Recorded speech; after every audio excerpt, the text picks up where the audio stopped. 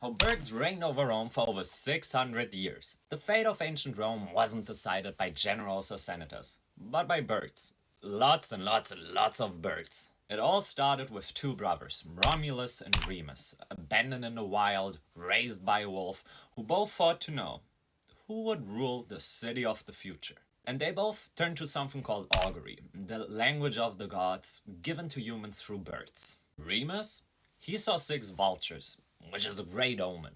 And Romulus, he saw 12. Now with mad brother energy, a fight broke out. They wanted to decide what mattered more, who saw first or who saw more.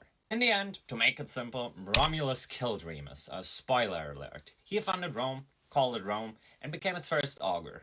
From that day on, for every new war, every new law, every new ruler, the Romans first had to ask, are the gods fine with this? And the answer came from the sky, from Jupiter directly. And you might ask, well, what is that crazy obsession with birds? But it's relatively simple, because Jupiter's minions were the birds. The flight of eagles, the appetite of sacred chickens, the volume of flapping wings. They all decided if it was a good or a very, very bad day in ancient Rome. The system of augury wasn't fortune-telling, really. It was more like a divine yes or a divine hell nah. And from 600 BC to 180, Rome couldn't act without augury. It was enshrined in law.